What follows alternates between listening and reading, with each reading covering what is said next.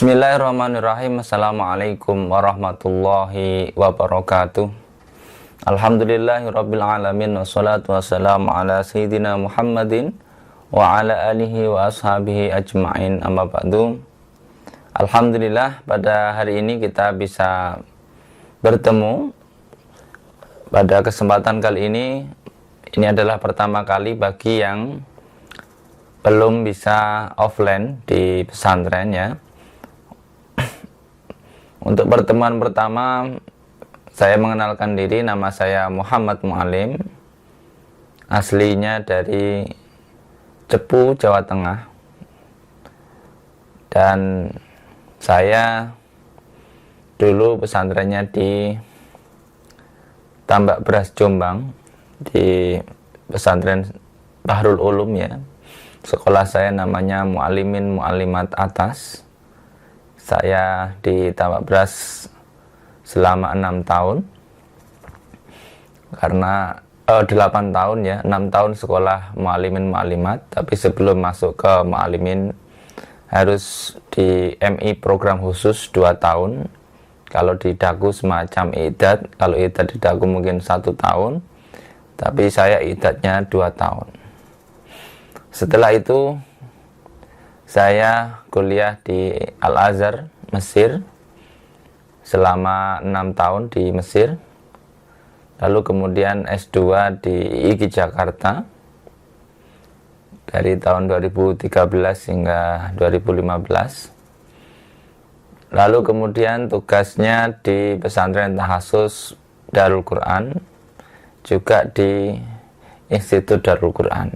Jadi nanti kalau Anda kuliah di Institut Darul Quran tentu akan bertemu kembali. Kemudian saya tinggal di daerah Pondok Aren ya. Nanti kalau Anda mau bersilaturahmi, mampir saja ke daerah Pondok Aren. Baik, untuk pertama kali Anda nanti bisa mengikuti dengan kitab yang sudah disediakan oleh pesantren. Kitabnya seperti ini. Anda bisa buka nanti di halaman pertama untuk hari ini ya. Untuk halaman pertama silahkan nanti dibuka. Apa halaman pertama? Bismillahirrahmanirrahim. Al-babul awal, bab yang pertama.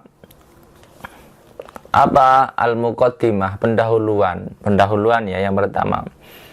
Yang akan dibahas di dalam bab pertama ini adalah ta'rif ilmu usulil fiqh. Definisi ilmu usul fiqh. Apa itu definisinya? Ya. Ilmu usulul fiqh, dalam kitab itu Anda nanti bisa lihat ya. Ilmu usulul fiqh lahu ta'rifan. Ilmu usul fiqh itu mempunyai 2 definisi. Ya, ilmu usul fiqh itu definisinya apa sih usul fiqh? Ada 2 definisi dari segi yang ini ya. Apa definisi yang pertama dan yang kedua? Yang pertama adalah ta'rif berdasarkan dengan susunan kata atau tarkib idhofi. Ta'rifu bi'tibari tarkib idhofi, menurut susunan kata, usul dan fikih gitu ya. Yang kedua, ta'rif bi'tibari ismu alamin ya. Yang kedua adalah definisi menurut segi nama ya. Nama maksudnya apa? Contohnya nama usul fiqh itu ya, contohnya begitu. Aulaqabin li ilmin minan ulum, atau sebuah julukan pada suatu ilmu dari beberapa ilmu. Jadi kalau bisa digambarkan, maka usul fiqh itu memiliki dua definisi. Yang pertama, definisi secara tarkib idhofi atau susunan kata. Yang kedua, sesuai dengan nama atau julukan sebuah disiplin ilmu. Contohnya begini. Contohnya kalau Anda mendengar kata Jakarta Selatan. Apa itu Jakarta Selatan? Maka secara tarkib idhofi berarti ada kata Jakarta dan ada kata Selatan. Itu namanya apa?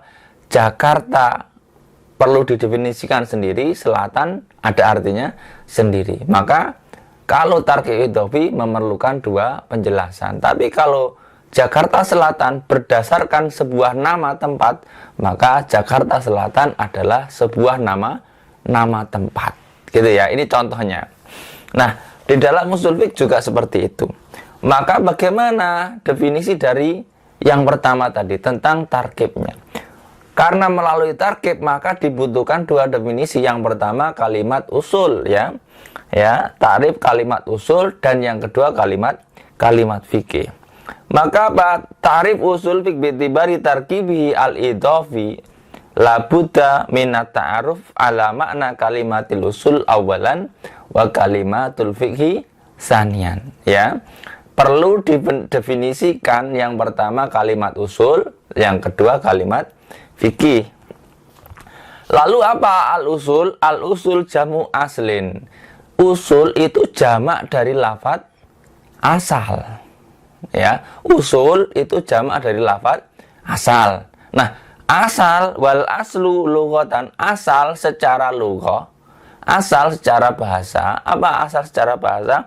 Asal secara bahasa adalah al-asas, ai ma buniya alaihi ghairuhu. Asas itu apa? Asas adalah ma buniya alaihi ghairuhu, sesuatu yang dibangun di atas sesuatu itu sesuatu yang lain. Yaitu apa? Sesuatu yang dibangun di atasnya sesuatu yang lain, maka dia adalah asas. Asas berarti maknanya apa? Pondasi. Karena usul jamak dari asal, asal adalah asas, asas adalah pondasi, maka usul artinya adalah pondasi.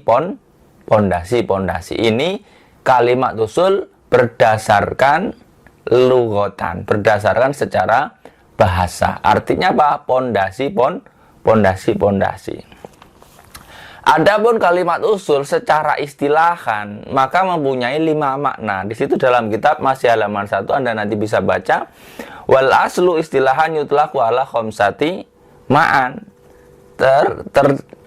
Termaknai 5 macam. Yang pertama apa? Ad-dalil, yaitu dalil. Kaqaulil fuqaha al-aslu fi wujubis shalah ya. Yang pertama makna dalil. Yang kedua pada halaman kedua ya, Anda bisa buka di halaman selanjutnya, halaman kedua, al-qaidah al-kulliyah atau kaidah ya, kaidah fikih ya, misalkan begitu. Nanti ada kullu maitah haram atau kullu muskirin haram, itu namanya kaidah. Yang ketiga ar-rajih ya, kaqaulim al-aslu fil kalam al-haqiqah. Contoh ya, perrajihan dan sebagainya. Yang keempat al-mustashab. Apa itu? Kaqaulim liman tayaqqana bitahara wa syakka fil hadas. Ya, mustashab dan sebagainya. Yang kelima al-makis alaih ya. Yaitu tentang pengkiasan.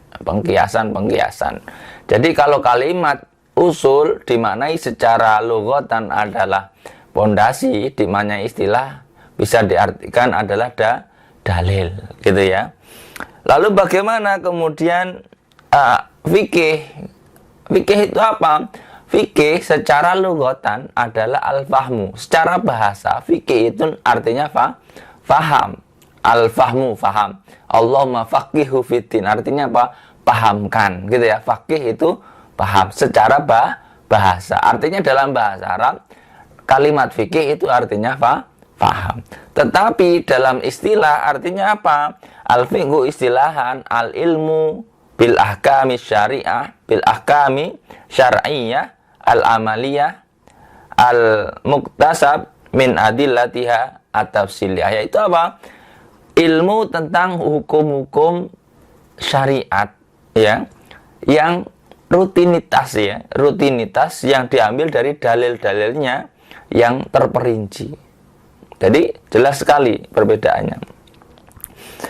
Yang dimaksud apa? Wal murad bil ilmi wa bil ahkam asyariyah wa al ilmu al bahis bil ahkam syariyah lal ahkam al aqliyah karyadiyat wal handasat. Ya, maksudnya hukum-hukum yang basisnya adalah hukum-hukum syariah yang bukan hukum-hukum sains ya, hukum-hukum yang halal, haram dan sebagainya, bukan hukum-hukum matematis, terus arsitektur atau dan lain sebagainya ya, fisika, bukan ya, tetapi di sini adalah hukum-hukum syariah. Ya, kemudian apa yang dimaksud amaliyah? Hukum amaliyah adalah rutinitas ya, bukan hukum akhlak, bukan hukum akidah ya, bukan masalah syirik dan tidak, bukan masalah sopan dan tidak, tetapi masalah sah atau tidak. Nanti urusan fikih hanya membahas tentang sah dan tidak. Di situ ya, poin fikih itu di situ. Dan sebagainya. Wal murad bil adilati atau salih adilatul kullu hukmin fi afalil mukallaf ka wujubi shalah dan sebagainya. Karena nanti setiap hukum itu kan ada dalilnya. Maka Anda di dalam pelajaran usul fikih ini nanti diajarkan supaya tahu tata cara menggali hukum. Anda mungkin sudah tahu bagaimana hukumnya babi.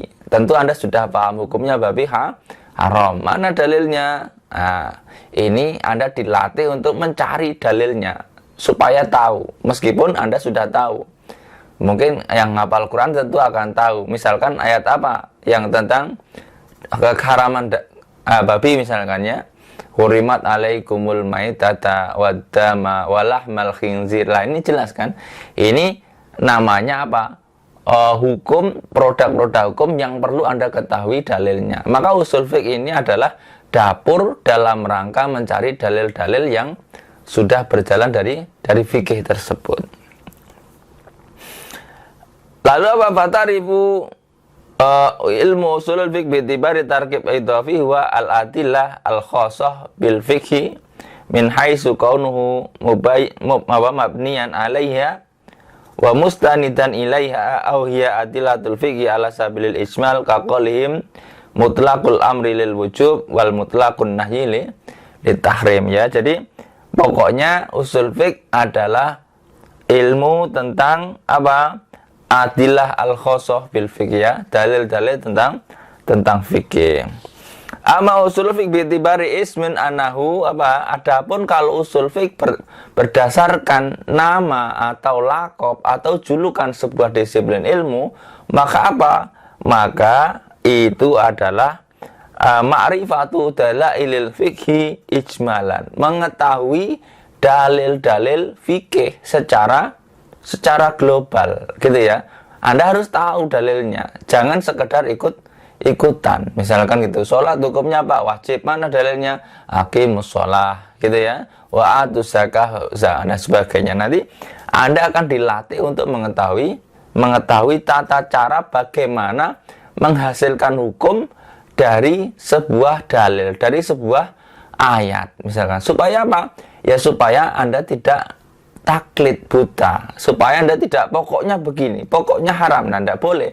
Anda sebagai santri, sebagai pelajar harus tahu ketika ini hukumnya seperti ini, Anda harus tahu dalilnya. Ya gitu ya contohnya ya, paling tidak harus tahu dalilnya. Nah, nanti Anda bisa lihat, bisa misalkan Anda pelajari misalkan bagaimana ayat-ayat Al-Qur'an ada fi'il amar, ada fi'il nahi. Maka dalam konsep usul fiqh nanti ada kaidah-kaidah tertentu. Hukum asal kalau fi'il amar misalnya perintah. Nah, hukum asal kalau fi'il nahi misalkan larangan. Lah, perintah ini bagaimana perintah ini menjadi wajib dan bagaimana perintah itu mungkin diterjemahkan menjadi sunnah hukumnya ya dalam hukum syariat. Karena hukum syariat makruh misalkan ada makruh, ada haram, ada mubah, ada sunnah, ada wajib. Nah, sama-sama perintah. Nah, perintah ini kekuatannya seberapa sehingga perintah itu bisa dinamakan perintah yang wajib atau perintah ini sekedar perintah yang sifatnya anjuran. Nah, jadi Anda bisa membayangkan ya. Jadi hukum usul fiqh secara definisi tadi bisa dikatakan definisinya kalau secara tarkib idhofi, secara susunan kata, yaitu apa? Kalimat usul yang artinya pondasi-pondasi atau dalil, fikih artinya ilmu tentang hukum-hukum syariah. Maka usul fiqh adalah pondasi-pondasi hukum-hukum, pondasi-pondasi ilmu tentang hukum-hukum syariah. Atau dalil-dalil tentang fikih ya. Karena fikih itu adalah produk yang sudah ready to use ya. Produk yang sudah bisa dipakai langsung. Tetapi bagaimana cara memasak fikih itu adanya di usul fikih dan perangkat-perangkat lain ya. Maka nanti kalau Anda melihat perbedaan pendapat madhab, misalnya ada madhab Syafi'i, ada madhab Hanafi, ada madhab Maliki, ada madhab Hambali, ataupun madhab yang lain, menghasilkan produk fikih yang berbeda, itu tidak masalah, tidak jadi pertentangan. Kenapa? Dari dasar yang sama, kemudian diolah pada dapurnya masing-masing, akhirnya menghasilkan apa? Perbedaan rasa, perbedaan sentuhan yang tidak mengurangi rasa intinya ya. Misalnya contohnya satu mendefinisikan bahwa ada kesunatan dalam subuh memakai kunut. Ada yang lain mengatakan kunut dalam subuh tidak perlu. Nah, ini namanya apa? Perbedaan dalam pengambilan hasil dari dalil-dalil yang sudah diolah. Karena apa? Karena dasarnya Rasul pernah melakukan sholat subuh dengan kunut. Rasul juga pernah melakukan sholat subuh tanpa kunut. Jadi mana? Ya, maka tinggal dipilih cara merojikan yang mana. Ya, termasuk juga nanti hal-hal yang lain. Anda bisa cari misalnya tentang bagaimana hukumnya minum sambil berdiri. Misalnya, kita mungkin sering mendengar yang dilarang ya, la yashrabanna ahadukum qa'iman misalnya begitu ya, hadis yang melarang minum sambil berdiri. Tapi ada hadis lain yang menyatakan bahwa Rasul juga pernah minum sambil berdiri. Lalu bagaimana ini? Yang kuat mana? Yang afdol mana? Ini kan perintahnya larangannya ini haramkah atau larangannya ini sifatnya menjadi makruh. Nah, nanti dari hadis-hadis itu diolah dalam usul fiqh lalu menjadi sebuah produk hukum. Dan produk hukum kadang tidak bisa dihasilkan dari satu hadis atau dua hadis saja, tetapi harus melalui proses-proses yang cukup matang ya. Tidak serta-merta ketika satu ayat jadi hukum, ya tidak mesti. Karena dalam Al-Quran sendiri kadang-kadang ada sebuah ayat yang sudah matang, sudah jadi hukum baku dari sananya, maka tidak perlu ijtihad lagi. Tetapi ada ayat-ayat yang mungkin membutuhkan pendalaman sehingga menghasilkan hukum-hukum yang beraneka ragam. Yang haram jelas haram, yang halal jelas halal. Tetapi yang tidak jelas ini kemudian ijtihadnya para ulama menghasilkan bahan-bahan yang menjadi hasil produk hukum yang baru.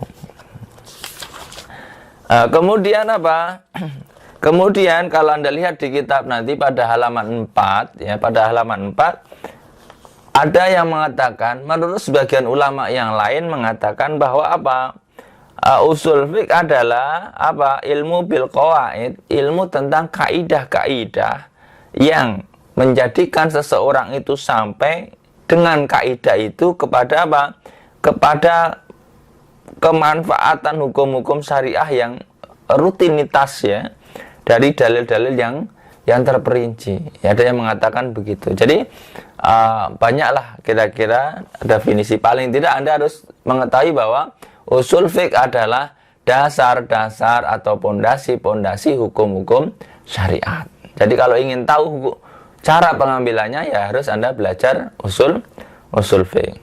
Baik, demikian ya. Nanti kalau ada pertanyaan silahkan disampaikan di kolom komentar. Kita ketemu lagi pada pertemuan yang akan datang. Terima kasih. Wassalamualaikum warahmatullahi wabarakatuh.